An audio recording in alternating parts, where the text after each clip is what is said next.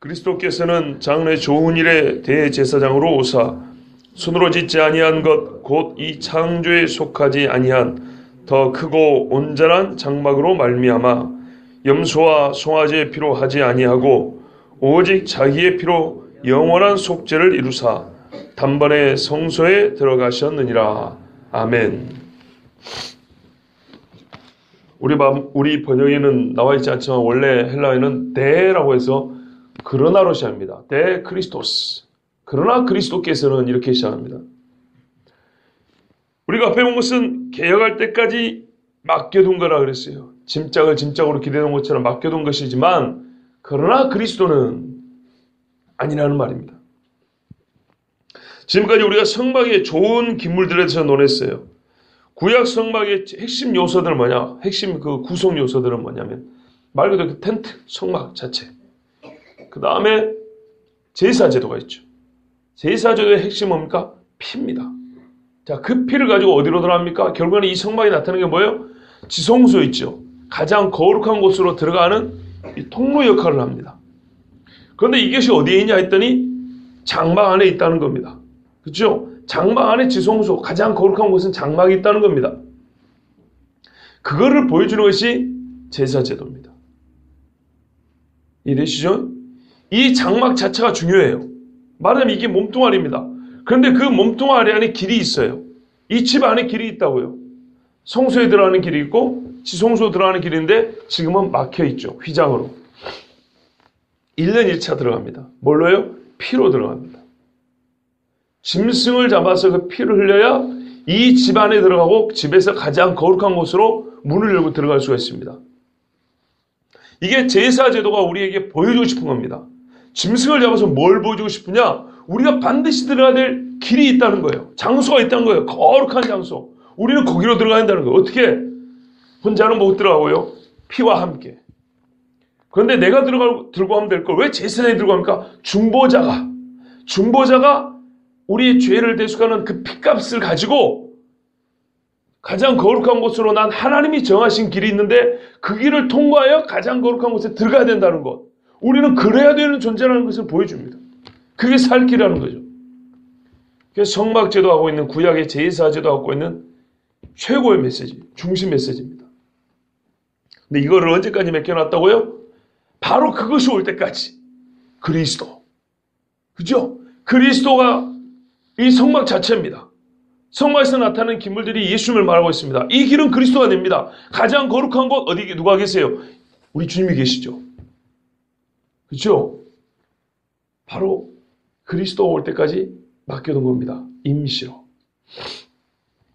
이 모든 것들을 한꺼번에 대체하는 이가 계획한 이가 예수 그리스도입니다. 그러니까 여러 가지 기물들을 얘기했어요. 뭐 저기 구약의 레위기 보면 출애굽기까지 보면 말뚝에서부터 기둥까지 무슨 천의 장막이 뭐고 텐트를 칠 때 염소 가죽으로 하고 무슨 뭐 휘장 무슨 뭐 자색 청색 자색 하도 많이 했고 청색 자색 홍색 가늘게꼰 배치로 하고 뭐 금박을 입히고 여러 가지 얘기했잖아요. 그걸 옛날에 계획할 때까지 맡겨놨으면 그것을 대체하는 기물을 얘기하는 게 아니고 인격을 얘기하고 있어요. 그걸 대체하는 인격 그리스도. 이 모든 것들이 바로 그리스도라는 한 인격을 예표하는 거였기 때문입니다. 그죠? 물건을 말했으면 물건으로 대체하는데 인격으로 대체하고 있어요. 이 물건과 또 의식, 보이는 것과 보이지 않는 모든 것들이 다 껍데기와 알맹이가 다 그리스도 예수님을 예표했다는 겁니다. 예수님 와서 이것들은 다 개혁이 됐어요. 그러면 이 일이 가장 거룩한 곳에 들어가야 된다는데 누가 들어가죠? 죄인인 내가. 그러면 그 의미하는 바가 뭡니까? 죄인인 내가 저 밖에 있지 않고 여기 가장 거룩한 곳으로 들어간다는 그 영적 의미는 뭡니까? 첫째, 우리는 죄인데 하나님 앞에 죄의 사함을 받았다는 거죠. 그죠? 죄의 사함을 받아서 뭐가 이루어졌다는 거예요? 저 멀리 있던 내가 지금 하나님과 화합했다는, 화평하게 됐다는 거예요. 그죠? 로마서 5장에 말씀드렸잖아요. 예수 그리스도를 믿는 우리에게 주어진 게 뭐예요? 죄의 사함을 받고 의롭다함을 받고 예수 그리스도의 피를 믿음으로 두 번째는 이제 하나님과 화평이 되었다 그랬죠. 이게 로마서 5장에서 말합니다. 2장이 실컷 정죄해놓고 하나님의 새로운 의가 나타났다. 그걸 구약에서 보자면 아브라함과 다윗을 봐라. 그리고 이제 믿는 우리에게 아브라함과 다윗에게 주었던 그 은혜가 그 죄사함이 주어졌다. 뭐 그때 그들이 얻은 게 뭐냐? 특별히 다윗을 봐라 화평이 아니냐? 그죠? 이 제사제도 가장 거룩한 지성소에서 이루어지는 죄 사함과 동시에 하나님과의 화평입니다. 그걸 누가 이루셨어요? 예수님이 어린 양의 피로 죄 사함을 위해 죽으시고 둘로 하나를 맡긴 담을 하시고 둘로 하나를 이루신지라.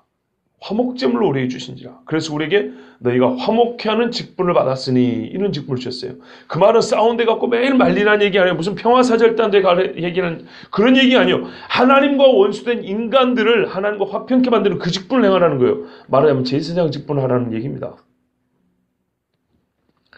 그리스도 호칭이 중요합니다. 예수님의 호칭이 여러 가지가 있죠. 하나님의 아들, 그리스도, 인자, 어린 양, 만왕의 왕, 만주의 주, 주님, 선생님, 선지자. 그런데 그리스도라는 말을 쓴 거는 기름 부음 받은 자라는 뜻이죠. 근데 오늘은 어떤 기름 부음 받은 자죠? 제사장이에요. 제사장. 제사장으로 하는 일을 지금 계속하고 있습니다. 그래서 여기서 그리스도라는 말은 바로 대제사장인 예수님을 가리키는 호칭이구나 이렇게 하는 겁니다. 그래서 그리스도께서는 장래 좋은 일에 대제사장으로 오사 그랬어요. 자, 그분은요 오셨어요. 아론은 장막에 기껏해야 들어간 자지만 그리스도는 오셨어요. 이 차이를 좀 이따 다시 보겠습니다. 자, 그분은 오셨는데 시편 40편 7절을 보면 그때 내가 말하기를 내가 왔나이다. 나를 가리켜 기록한 것이 두루마리 책에 있나이다. 이렇게 되어 있어요. 여기서 내가 누굴까요? 다윗입니까? 다윗에 관해 두루마리 책이 기록이 되어 있습니까? 미리? 이사야입니까? 아니면 여러분 혹은 접니까? 아니죠. 하나님의 아들 그리스도 예수님을 말합니다. 시편 40편 7절이 예언이 되어 있어요. 그거 왜 오셨죠? 단번에 성소에 들어가기 위해서 오신 거예요. 그건 12절에 나와 있습니다. 잠시 후에 이 말씀 12절에 다시 보기로 하고요. 자, 대제사장으로 오사 손으로 짓지 아니한 것 곧 이 창조에 속하지 아니한 더 크고 온전한 장막으로 말미암아 그랬어요. 말미암아. 제가 아까 대제사장은 인간 제사장은 장막에 들어갔고 예수님은 오셨다 그랬어요. 이 차이가 매우 큽니다. 왜 그러냐면 우리말에는 명확하지 않아요. 저도 오해했어요. 한참 설교 준비를 하다가 다시 보니까 오해한 거예요. 그래서 다시 썼어요. 다시 준비를 했어요. 왜냐하면 11절을 보시면 손으로 짓지 아니한 것 곧 이 창조에 속하지 아니한 더 크고 온전한 장막으로 말미암아. 이거 뭘 가리키는 것 같습니까? 하늘에 있는 장막을 얘기하는 것 같죠? 그죠? 그게 아니에요. 그래서 제가 헷갈려가지고 한참 쓰다가 이거 잘못 봤다 그러고 다시 한 거예요. 이거는 예수님의 육체를 말하는 겁니다. 더 크고 온전한 장막, 이거는 예수님의 육체를 말합니다. 하나님의 아들의 육체성, 인성에 대해서 인성의 완전함을 말하는 겁니다. 왜냐하면 여러분 봐보세요. 말미암아가 있지 않습니까? 그때 말미암아 되어 있죠? 표현하면 이렇게 하면 쉬워요. 그리스도께서는 장래 좋은 일에 대제사장으로 오셨는데 어떻게 오셨냐? 손으로 짓지 아니한 것, 이 창조에 속하지 아니한 더 크고 온전한 장막으로 오셨다입니다. 이 장막이 누구라고요? 예수님 자신이라고요. 그러니까 예수님의 성육신을 얘기하는 거예요. 그는 사람의 손으로 만들어진 장막이 아니다. 무슨 말이에요? 아버지로부터 만들어진 몸뚱아리가 아니라 이 말입니다. 사람의 씨를 받은 그런 죄인의 몸이 아니라는 겁니다. 인간은 인간인데 그의 몸은 태어날 때부터 뭐라 그랬어요? 나실 바 거룩한 이는 이렇게 하나님의 아들의 일컬음을 받으라. 누가 보면은 그리스도 주가 나셨나니 이렇게 돼 있어요. 베들레헴에 너희로 왜 그리스도 주가 나셨나니 처음부터 그렇게 부름받았단 말이에요. 그 십자가에 지기도 전부터 육체로 오신 어린아이 갓난아이 때부터 예수님을 뭐라고 불렀냐? 그리스도라고 부름받았어요.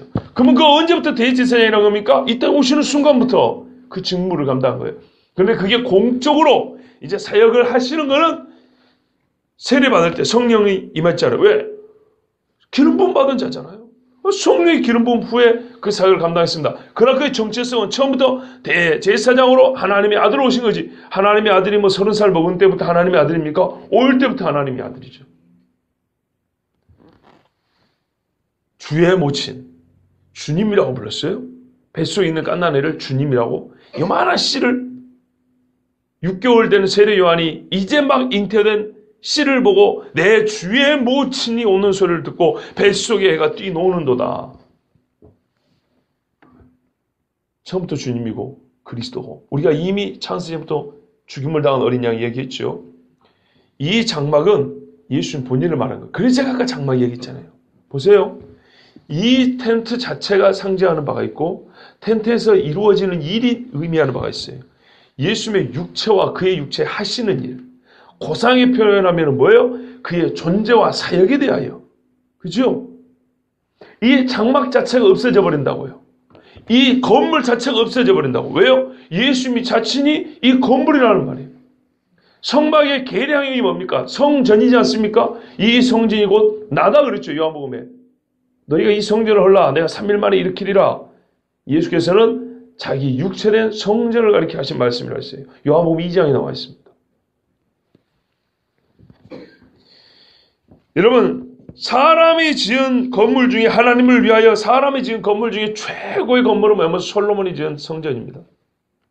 열왕기하 8장 27절에 하나님이 참으로 땅에 거하시리이까 하늘과 하늘들의 하늘이라도 주를 용납하지 못하겠거든 하물며 내가 건축한 이 성전이오리까 하면서 솔로몬이 자기가 지은 성전을 스스로 비하하는 발언을 했어요. 사람이 지은 건물 중에 하나님을 위하여 지을 수 있는 집 중에 최고의 집을 지어놓고도 이런 집 이거 100개, 1000개, 10,000개 지어봐야 아무 하나님의 영광을 여기에 모실 수는 없다는 거예요. 하늘을 발판을 삼고 있는 하나님 앞에 이까짓 게 뭐냐 이 말이죠. 그렇게 생각을 했어요. 그런데 이 인간이 지은 어떤 집보다도 마국간에 태어난 예수 그리스도 어린 그 몸이 사람의 손, 솔로몬도 사람의 손이지 않습니까? 사람의 손으로 짓지 아니한 온전한 장막이었어요. 우리 하나님의 아들은요 그런 몸으로 오셨다고요. 자, 이게 어떤 의미인지 봐보세요. 예수님 죄가 있으십니까? 없으십니까? 죄가 없지요. 성막이 됐든 성전이 됐든 죄 있는 사람의 손으로 지은 거예요. 부정이 묻어있다 이 말입니다. 토종 목사님 책을 읽으셨으면 기억하실 거예요. 사람이 아무리 거룩한 예배를 들어도 어떤 예배든지 간에 부정이 묻어있지 않는 예배는 하나도 없다 그랬어요. 제 아무리 거룩한 예배를 들어도 우리가 하나님 앞에 아무리 거룩한 말만 골라 기도를 해도 우리 심정에 기도하는 순간 기도의 말에 있어서 부정이 없는 기도는 하나도 없어요. 다 부정이 들어있어요. 제가 신학교 다닐 때 참 훌륭한 교수님 한 분 계셨는데 그분이 그랬어요. 우리가 기도할 때 말도 안 되는 소리 또 잘못된 소리 하는 경우가 있다 그랬어요. 당연히 있죠. 그런데 그 기도를 하나님 앞에 고스란히 놓고 하면 이게 기도인지 뭔지 알 수가 없다 이 말. 그러나 두려워하지 말고 기도하라 그랬어요. 믿는 자에게는 그리스도의 보혈이 내 기도가 하나님 앞에 올라갈 때 마치 걸음전을 한번 걸으듯이 우리의 기도는 그리스도의 보혈을 통과하여 하나님께 올라가기 때문에 이게 정결해져 올라가기 때문에 두려워하지 말고 하나님 앞에 기도하라 그랬어요. 참 신학 교수지만 목사다운 가르침이죠. 교수다운 가르침이 아니고 얼마나 옳은 이야기인지요. 얼마나 감사한 이야기인지 모릅니다. 바꿔 말하면 사람이 예배드리는 이 공간 사람이 제 아무리 거룩한 헌금으로 거룩한 설계로 거룩한 손으로 지어봐야 그 건물 짓는 동안에 욕설 한번 안 하고 짓는 사람은 한 번도 없어요. 서로 미워하고 판단하지 않고 짓는 사람은 아무도 없어요. 다 부정과 죄가 묻어있는 건물들이에요. 부정과 죄가 있는 예배들이에요. 봉사하면서도 시부렁거리는 사람도 있고 예배 여기 봉사하면서도 막 불평하는 사람이 있고 또 딴 생각하면서 드린 경우도 있고 목사인데도 설교하다가 딴 생각을 갑자기 설교하다 길하다 헛소리 나오는 경우도 있고 그렇죠. 다 부정이 있어요. 그런데 예수 그리스도는 부정한 생각 한번 부정한 죄 한번 티끌만큼도 없어요. 그죠? 우리와 같은 시험을 받으시는데 죄는 없으시니라. 바로 그런 장막이에요. 부정한 장막 자체가 부정한데 여기서 무슨 예배를 드린다 하나님 앞에 온전히 받겠냐 이 말이에요. 제 기억으로 레위기 설교할 때 분명히 말씀드렸습니다. 이 장막을 위한 속죄도 분명히 있었던 걸로 제가 기억합니다. 그래서 말뚝에 바르고 어디에 바르고 막 이런 거 있었어요. 예수 그리스도는 자기 몸된 장막이 흠과 티가 없기 때문에 그죠? 우리가 그곳에서 온전히 하나님 앞에 제사를 드릴 수 있어요. 우리 예수님은 그런 몸으로 오셨어요. 그 다음에 우리가 어디로 가요? 그 몸과 우리가 연합한다 그러죠. 대제사장이 지성소에 들어있는 동안에는 어떻게 됩니까? 그는 물론 이 건물하고 육체적으로는 분리되어 있지만은 이 건물이 하나님 앞에 거룩한 영광이 가득한 것처럼 내가 그 거룩한 영광 속에 연합하여 있는 것이죠. 우리가 그리스도 안에 있는 것을 나타내는 겁니다. 지성소 안에 여기 있는 것은. 예수 그리스도에 우리는 뭐랄까요? 그 몸으로 말미암아 하나님께 나가지요. 그죠? 그 몸 안에 들어있는 것입니다. 더 크고 온전한 장막, 완전한 장막은 자기 육체를 말하는 것이 아닙니다. 골로새서 2장 9절에 그 안에는 신성의 모든 충만이 육체로 거하시고 예수님의 육체 안에는 신성의 모든 충만이 거한다 그랬어요. 하나님의 영에 우리가 영으로 알잖아요. 모세가 영으로 만든 그 하나님의 모든 그 신성함이 육체로 가셨다 그랬어요. 그래서 예수님이 너희가 왜 아버지를 보여달라 하느냐. 나를 본 자는 아버지를 보았거늘 그랬어요. 그런 육체예요. 여러분 또 우리 뒤에 보면 10장에 이런 말씀이 있어요. 하나님이 제사와 예물을 원하지 아니하시고 오직 나를 위하여 한 몸을 예비하셨도다. 뭘요? 한 몸을 예비하셨대요. 제사와 예물을 원하지 아니하시대요. 제사와 예물을 원하지 않다 말은 제사와 예물을 드릴 수 있는 집 자체가 필요하지 없다 이 말입니다. 그렇죠? 하나님은 오직 한 몸을 예비하셨대요. 성막을 예비하신 것은 제사와 예물 때문인데 그것이 필요 없고 한 몸을 예비하셨다는 말은 바로 이 장막이 예수님 자신이라는 얘기입니다. 그렇게 되어 있어요. 더 온전한 장막으로 말미암아 우리에게 뭐라고요? 오셨다 그랬어요. 여기 말미암아는 오신 것을 설명하는 거예요. 왔는데 어떻게? 더 좋은 장막으로 말미암아 오셨다 그랬어요.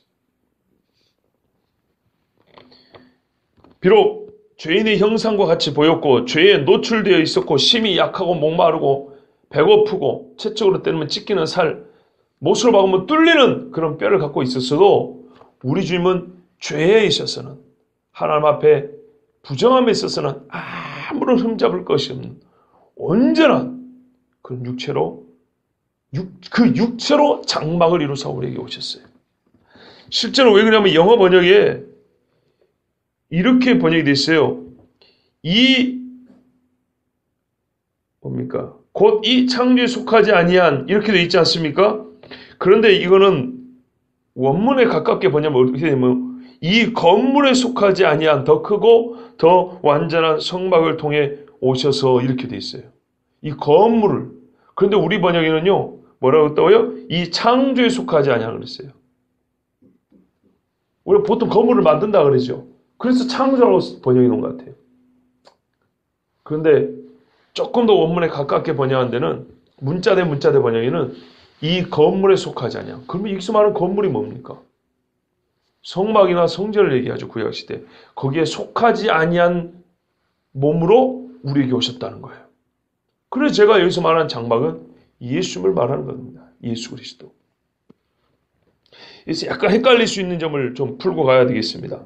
제가 지금 예수님의 몸을 장막이라고 그랬어요. 그리고 우리는 땅에 있는 장막과 하늘에 있는 장막을 지금까지 말해왔어요. 그렇죠? 비교를 막 해왔지 않습니까? 자, 여러분 속으셨습니다. 저는 그렇게 말한 적이 없습니다. 저는 지금까지 땅에 있는 장막과 하늘에 있는 장막을 비교한 적이 없습니다. 이렇게 얘기를 했습니다. 땅에 있는 장막하고 하늘에 있는 성소를 비교했죠. 잘 기억해 보세요. 그죠? 예수 그리스도께서 하늘에 있는 성소에 들어가셨나 제가 이 이야기했지 하늘에 있는 장막하고 이 땅에 있는 장막을 비교한 적은 없습니다. 아니다. 있지요. 하늘에 있는 장막의 모형을 여기다 지었다 그랬잖아요. 기억 안 나요? 기억나시죠? 하늘의 장막을 모형을 여기다 지었다 그랬어요. 자, 그럼 한번 생각해 보십시오.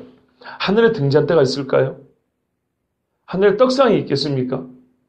향로가 있겠습니까? 요한계시록 보면 향로는 성도들의 기도를 얘기한다 그랬어요. 무슨 성소에 있었던 이 가리는 향로가 있었던 게 아닙니다. 그런데 왜 하늘에 있는 게 모형이죠? 물건 대 물건의 모형을 얘기하는 게 아닙니다.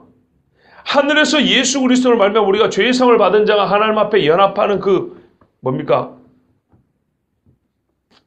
그 구원의 섭리로 말미암아 우리가 구원받은 자 하나님과 누리는 그 교제, 그죠? 하나님 앞에 서 있는 우리의 구원받은 그 인간의 복락에 대하여 그 영적 의미를, 즉 보이지 않는 것을 보이는 것으로 모형을 나타낸 것입니다. 이거는 이해되시죠?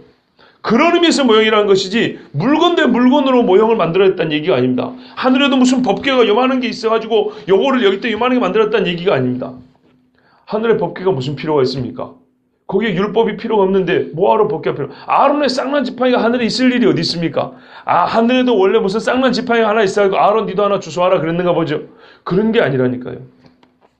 이 땅에 보이는 물리적인 모형은 하늘에서 이루어지고 있는 일에 대한 영적인 의미를 가지고 가시적으로 우리에게 보여주기 위해서 물질로 만드는 겁니다.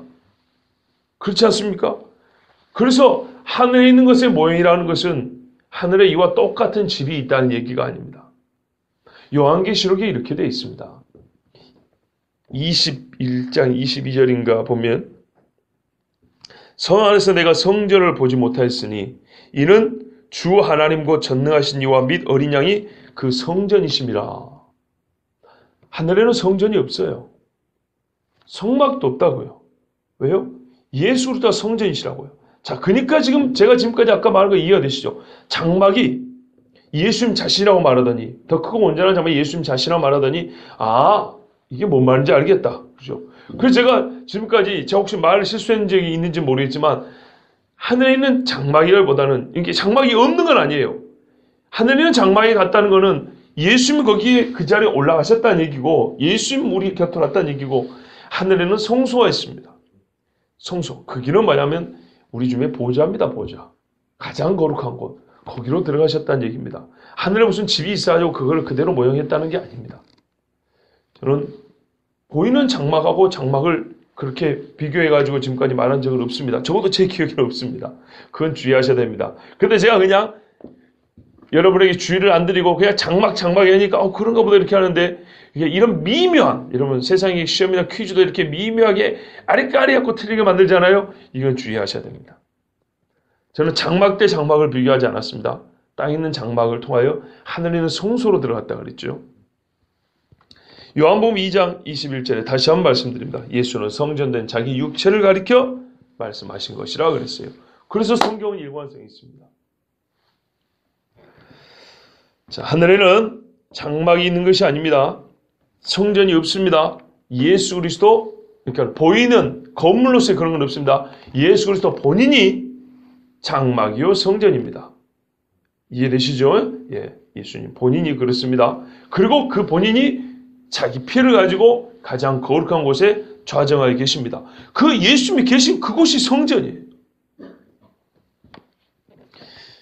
그러면 왜 하늘에서 자기가 이미 장막이고 그곳에 성소가 있는데 왜 거기로 바로 안 들어가고 낮고 천한 이 땅에 오셔가지고, 그죠? 원래 거기인데 그냥 거기 계시면 되지 뭐하러 와가지고 다시 들어갔냐 이 말이죠. 여러분 벌써 잊지는 않으셨죠? 히브리서에서 이미 그 중요한 이 섭리, 이 과정을 여러 번 말씀드렸습니다. 2장 몇 절이더라? 2장 9절 10절에 오직 우리가 천사들보다 잠시 동안 못하게 하심을 입은 자 곧 죽음의 고난 받으심으로 말미암아 영광과 존귀로 관을 쓰신 예수를 보니, 죽음의 고난 받음으로 말미암아 영광과 존귀로 관을 쓰신 예수를 봤습니다. 그 누구냐? 이를 행하시면 왜 그가 죽음의 고난을 받음으로 영광을 받으셨냐? 왜 죽었냐 이 말이죠. 이를 행하시면 하나님의 은혜로 말미암아 모든 사람을 위하여 죽음을 맛보려 하심이라. 답이 나왔죠? 죽으려고 내려왔어요. 그러므로 만물이 그를 위하고 또한 그로 말미암은 이가 많은 아들들을 이끌어 영광에 들어가게 하시는 일에 그들의 구원의 창시자를 고난을 통하여 온전하게 하심이 합당하도다. 이 복잡한 이야기를 2장 강의할 때 아주 진짜 복잡하고 세밀하게 풀어 말씀드린 적이 있습니다. 고난을 통하여 그 구원의 창시자를 합당하게 우리가 받기 위하여는 이 땅에 오셨어야 됐다고 그때도 길게 한번 설명해 드렸습니다. 5장 7절에서 10절에도 그는 육체에 계실 때 자기를 죽음에서 능히 구원하실 이에게 심한 통곡과 눈물로 간구와 소원을 올렸고 그의 경건하심으로 말미암아 들으심을 얻었느니라. 그가 아들이시면서도 받으실 고난으로 순종함을 배워서 온전하게 되셨은지. 이게 필요했다고 그랬어요. 자기에게 순종하는 모든 자에게 영원한 구원의 근원이 되시고 하나님께 멜기세덱의 반차를 따른 대제사장이라 칭하심을 받으셨느니라. 대체할, 개혁할 제사제도는 뭐냐면 아론의 제사제도가 아니고 멜기세덱과 같은 그런 제사제도였어요. 이를 위하여는 이 땅에 오셔서 예수님이 죽음의 고난을 토하고 하나님 앞에 순종을 통해서 영원한 구원의 근원이 되셔가지고 이 과정을 거친 다음에 영광을 취하셔야 영원한 대제사장의 중보적 효력이 가능하기 때문에 이 땅에 오셔서 죽으셨다 이 말입니다. 인간 제사장 중 그 누구도 자기 피를 들고 성막에 들어간 적 없습니다. 그럴 수도 없습니다. 생각해 보세요. 자기 피를 흘린 채 살 수 있는 제사장이 어디 있습니까? 자기가 죽은 자인데 어떻게 자기 피를 들고 가겠어요? 죽은 자가 산 자를 위해 간구할 수 있겠습니까? 불가능합니다. 그러나 예수 그리스도는 창조에 속하지 아니한 장막, 손으로 짓지 아니한 자기 육체인 장막을 찢으시고 이걸 확장한 게 성소 휘장이 찢어진 거죠. 창조 전부터 존재했던 거룩한 곳 하늘의 성소에 들어가셨습니다. 왜? 그는 부활하셨기 때문에. 죽었으나 부활했기 때문에 자기 피를 들고 들어갈 수 있는 제사장인 거예요. 누군가는 모든 인간을 위하여 피를 들고 하늘의 성소까지 들어가는데 인간 중 누가 그럴 수 있냐 이 말이에요. 죽은 자가 어떻게 자기 피를 들고 가겠습니까? 바로 이 일을 위해서 하나님의 아들이 이 땅에 오셨습니다. 이것이 바로 하나님의 구원의 신비입니다. 이 일을 자세히 가르쳐주고 보여주고 믿더라도 밑도 끝도 없는 믿음이 아니라 무엇을 우리가 믿고 있는지를 가르쳐주려고 하나님께서는 아들을 보내시기 앞서 성막과 제사제도와 제사장들을 통해서 우리가 구원 얻는 것이 무엇으로 말미암아 어떤 구원의 과정과 절차와 인간의 악의가 하나님의 정의를 만나서 어떤 의로움으로 변화되어 우리가 구원을 받는 것인지 그거를 보여줄 필요가 있는 거예요. 무슨 일이 일어났는지 말이죠. 죄인들을 위하여 자기 피를 흘려왔기 때문에 이 땅에 오셨습니다. 보다 엄밀하게 말하면 자기 피를 들고 지성소에 들어가야 했기 때문에. 잘 보십시오. 그냥 우리를 뭉뚱그려서 우리를 위해서 피 흘리려고 이거를 이제 들으시고 배웠기 때문에 조금 더 구체적으로 표현할 수 있어야 돼요. 제사장으로서 자기 피를 들고 가장 거룩한 곳 지성소에 들어가야 됐기 때문에 이 땅에 육체로 오신 거예요. 손으로 짓지 않은 더 크고 온전한 장막으로 오신 거예요. 염소와 송아지 피는 속죄에는 부족하죠. 턱없이 부족하죠. 히브리서 9장 13절에 뒤에 오면 13절에 나옵니다. 염소와 암소아지의 죄를 뿌려 그 육체를 정결하게 하는 얘기 나오죠. 내일 들을 말씀입니다.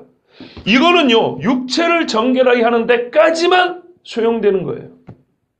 짐승의 피와 죄라는 거는 이 죄는 이제 물로 이렇게 불사고 빻은 다음에 물에 타서 이렇게 마시고 그런 거거든요. 이거는 기껏해야 육체를 정결하는 데까지만 소용돼요. 영혼의 공경, 하나님 앞에 우리가 영적인 이 절망을 해결하는 데는 아무 소용이 없어요. 그러면 왜 하나님께서 이것들을 주셨을까 하는 그런 고민이 생길 수 있습니다. 영국의 아더 핑크 목사님이 이런 이야기를 했어요. 그게 한 세 가지 이유가 있는데 첫 번째는 잠정적인 통치 차원에서 이스라엘의 죄를 제거하기 위하여. 이게 무슨 말인가 했더니 예를 들면 이런 거예요. 영적으로 올 때 영원히 속죄하는 기능은 없지만 그 영원한 속죄를 하나님 앞에 믿고 잠정적인 제사를 지내는 그 행위만 보고도 하나님이 정치적이고 군사적인 혹은 육체적인 형벌 있죠.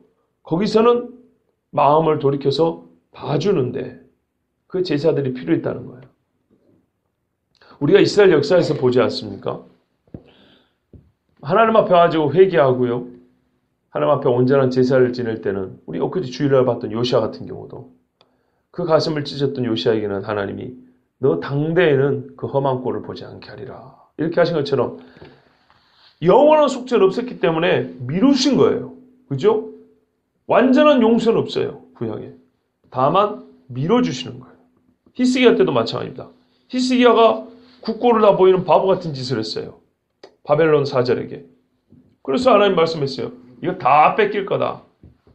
그러나 히스기야 네가 하나님 앞에 내가 의롭기 때문에 네 때는 아니고 너 후손 때. 기억나시죠? 그런 겁니다. 이런 잠정적인 형벌의 유보를 위하여서는 이때 제사 행위가 하나님 앞에 그들의 그 겸손과 자기 낮춤과 하나님 앞에 신뢰하고 하나님을 경외하는 표가 됐기 때문에 그런 데는 사용되었고 또 육체의 정결함을 위해 사용되었고 또 끝내 우리가 믿음으로 언젠가는 이 지성소에 들어갈 것을 우리가 믿음으로 바라보기 위해서는 보이는 이런 성막제도가 필요했다. 우리가 어떻게 구원받느냐, 즉 피 흘리는 제물을 볼 때 피가 없이는 구원받지 못한 이 분명한 구원의 원리를 깨닫는 데는 이 성막제도가 필요했다는 겁니다. 그건 우리도 다 익히 다 아는 바입니다. 오직 자기의 피로 영원한 속죄를 이루사 단번에 성소에 들어가셨느니라. 우리가 들어갈 수 있는 곳은요, 성소입니다. 여러분, 예수님께서 들어가신 길을 우리가 과소평가하는 경우가 있어요. 그 말은 무슨 말이냐면 교회 와가지고 예수님을 통해서 우리가 받은 구원이 뭐냐면 너무 가볍게 말을 한다는 거예요. 예수 믿고 구원받았지 천국까지, 죽으면 천국까지 예수 믿는 사람 다 천국까지. 무슨 아줌마들이요, 껌이나 짝짝 씹으면서 하는 농담 따먹기 식으로 그렇게 가볍게 얘기하는 경우 있어요. 제발 히브리서를 읽은 분들은 그렇게 말하지 않기를 바랍니다. 그 길은 우리를 위하여 휘장 가운데로 열어놓으신 새롭고 산 길이요 휘장한 곳 제 육체니라. 20절에 그렇게 말씀하고 있습니다. 여러분, 세상 사람이 닦아놓은 길 중에 이보다 우리에게 유익한 길이 없습니다. 어떤 길이 천국으로 가는 길입니까? 사람은 기술이 좋았고 지구 어딘가로 통하는 길은 닦아낼 수 있어요. 우리 섬에도 옛날에 조그만 돌로 된 산 오솔길이 자전거도 못 타고 가는 길인데 지금요 아스팔트로 깔아놨어요. 사람의 기술력은 사람이 가고 싶은 땅을 지구 위에서는 어디라도 길을 뚫어낼 수 있는 기술을 지금 갖고 있어요. 바다 위로도 지금 다리를 놔버리지 않습니까? 바다 속으로도 뚫어버리잖아요. 지하철 5호선 광안역에서 천호역 가는 거는 강 밑으로 지하철이 간다는 거 아시죠?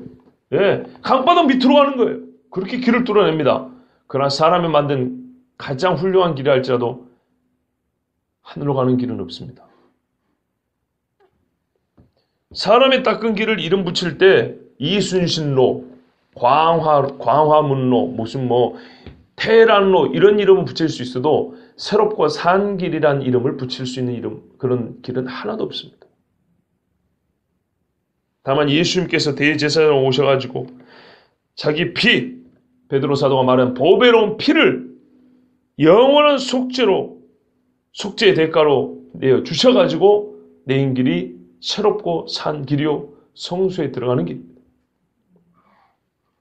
예수님께서 자기 피를 들고 그 길을 내어서 들어갔어요. 피를 들고 가는 순간 길이 만들어지는 거예요. 이 피가 길을 닦는 거예요. 없는 길입니다, 그거. 근데 우리 주님이 만들어갔어요. 그리고 우리는 예수님이 들어가실 때 이미 우리 영혼의 닻을 예수님하고 함께 묶어서 보냈어요. 예수님이 성소에 들어가 계시는 그때 우리의 영혼의 닻은 이미 거기 내려져 있어요. 때가 되면 어떻게 돼요? 우리는요? 그 딴 내려진 대로 줄만 당겨 들어가는 거죠. 이건 하나의 비유입니다. 내가 당겨갖고 구원받는다 이런 뜻이 아니고요. 영혼의 닻이 이미 항구에 내려져 있는 것처럼, 항구 밑에 바다에 내려져 있는 것처럼 우리 주님이 성소에 들어가실 때 우리 영혼의 닻이 거기 내려져 있습니다. 여러분, 하나님의 아들 예수 그리스도가 자기의 피로만 영원한 속죄를 이루셨습니다. 이것이 종료된 사건이 십자가 달려 죽으실 때 뭡니까? 다 이루었다. 이때 완료되었습니다. 다 이루었다. 그리고 승천하실 때 이 다 이루었다가 하나님 앞에 수용되었습니다. 하나님이 그 사건, 그 일을, 그 중보의 사역을 하나님이 인정하셨음을 확인해 주셨습니다. 그리고 성령이 강림하셔서 이제는 그 효력이, 제사장으로 사용하신 그 효력이 모든 믿는 자에게 강력한 능력으로 임하신 것을 회심케 하고 중생케 하고 또한 기적과 표적이 나타나는 것을 통해서 이 효력이 모든 믿는 자에게 주어졌음을 우리에게 확증해 주셨습니다. 이제는 누구도 부인할 수 없게 되었어요. 하나님을 대지하는 모든 강력한 진들을 파는 능력으로 이제 나타났습니다. 단번에 성소에 들어가셨느니라. 우리가요, 거룩하신 주의 심판 앞에 설 때 바로 이 성소에 들어갑니다. 이게 무슨 말인가요? 예수님께서 자기 피를 들고 들어가셔서 좌정하신 곳이 성소고 바로 그곳이 심판대입니다. 사람이 부정한 자가 제일 떨리는 데는 언제냐면 거룩한 곳에 설 때 떨립니다. 악인이 악한 무리 속에 있을 때는 별로 떨리지 않아요. 선인이 악한 무리 속에 있을 때 좀 떨리죠. 그런데요, 악한 자가 선한 자 앞에 있을 때는 더 떨립니다. 여러분, 죄인이 판사 앞에 설 때 얼마나 떨리는지 아세요? 경험해 보신 분이 있을는지 모르는데 저는 경험해 봤어요. 죄인이 자기를 재판하는 재판자 앞에 설 때 이거는 좀 속된 표현을 쓰면 똥오줌 못 가립니다. 저 혀에 달려 있습니다. 살고 죽느냐는. 가장 거룩한 분이 계신 가장 거룩한 장소에 세상 그 어느 것으로도 가릴 수 없는 죄인이 섰을 때 여러분 그 떨림을 한번 상상을 해보십시오. 이 떨림을 상상하지 못하면 우리가 받은 구원이 감격으로 올 수가 없어요. 예수 믿는 자는 먼저 떨 줄 알아야 합니다. 바들바들 떨 줄 알아야 합니다. 그런데 감사한 것은 그 재판장이 누가 계시냐면 재판장이 누구냐? 나를 용서해 주신, 나를 위해 죽으신 나의 주님이에요. 재판장이. 이보다 더 큰 위안이 어디 있습니까, 여러분? 한번 생각해 보세요. 어떤 일은 이걸 비유로 이야기를 만들었더라고요. 이야기로. 뭔 이야기를 제가 옛날에 봤냐면 죄인이 재판장 앞에 섰는데 재판장이 저에게 사형을 때렸어요. 너는 죽어야 한다고. 그런데 그 형벌을 자기가 받겠다고 재판장에서 사형수의 자리로 내려왔대요. 이 신학적인 교리를 하나 이야기로 만든 겁니다. 그런데 그 죽음을 예수님은 언제 죽었죠? 이미 죽으셨어. 이미 죽으셔서 재판장이 되셨고 나를 위해 죽으신 그분을 믿는 나 죄인이 그 앞에 섰을 때 나를 재판하실 거예요. 그때 뭐라고 할까요? 우리에게 죄인이라고 재판 땅땅땅 때려서 지옥으로 던지실까요? 아니요. 내가 너를 위해 죽었느니라. 그분이 변호자요, 중보자요, 재판장으로 내 앞에 계신 거예요. 그 성소가 재판정이지만 그 재판정에 가장 거룩하신 분, 자기 피를 들고 단번에 우리의 영원한 속죄를 사, 분명히 있어요. 영원한 속죄를 사, 단번에 휘장을 쫙 열고 들어가신 그분이 거기 계세요. 얼마나 우리의 영혼에 큰 위안이 되는지 모릅니다. 보험 들면은 조금 든든하시죠? 그까짓 건요. 돈 받으면 뭐입니까? 몸은 이미 망가지고 숨은 끊어졌는데. 안 그렇습니까? 내가 죽었는데 생명보험 그까짓 드러나서 뭐 할 거냐 이 말이에요. 부조받아갖고 몇 개월 살면 되지. 일 안 하고 무슨 부귀영화 누리려고요. 그러니까 보험 사고 나는 겁니다. 보험금 받아 몰라고 부모 죽이고 자식 죽이고 남편 아내 죽이고 세상이 요지경입니다. 여러분, 보험 좀 좋은 거 들어오면 뭐합니까? 좋은 학교, 좀 세상에 이름 있는 직장 들어가면 뭐합니까? 그거 잠깐입니다. 언제 잘릴 줄 몰라가지고 바들바들 떨고 살아야 됩니다. 그런데 영원한 형벌 앞에서 우리의 영혼이 기댈 곳 없고 숨을 곳 없이 떨 때 자기 피로 영원한 속죄를 이루신 그 보호자에 계신 재판장, 나의 주 그리스도께서 나의 허물을 가려주시고 죄 없다 인정해 주실 것이니 오늘 우리가 들은 이 복음이 얼마나 참으로 복된 말씀입니까? 이 복음에 대한 감격이 있고 감사가 없다면 우리는 그리스도인이 아니고 세상에 가서 예수 믿어야 하나 할 말이 없는 사람들입니다. 이 사실을 알지 못하고 우리가 예배를 든다면 이 예배는 무슨 소용이 있을 것이며 예배 자체가 죄입니다. 의미 없이 하나님 앞에 주문하는 거하고 똑같은 기도가 되는 것이고요. 세상 사람이 푸닥거리하는 것처럼 박수치는 거에 다름 아닙니다. 그러나 이 진리를 알고 바요나 시몬아 네가 복이 있도다. 이를 내게 알기는 육신의 혈육의 아버지가 아니라 하늘이신 내 아버지시라.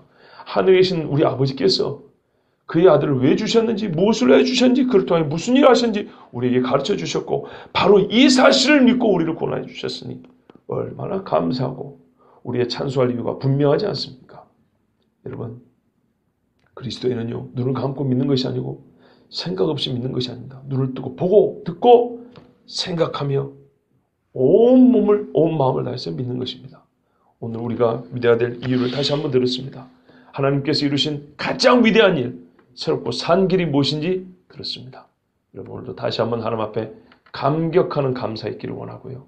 하나님 앞에 입을 열어 찬송하시고 주의 죽으심을 정말로 감사하며 그분을 높여드리는 우리 복된 입술 되기를 바랍니다. 기도하겠습니다.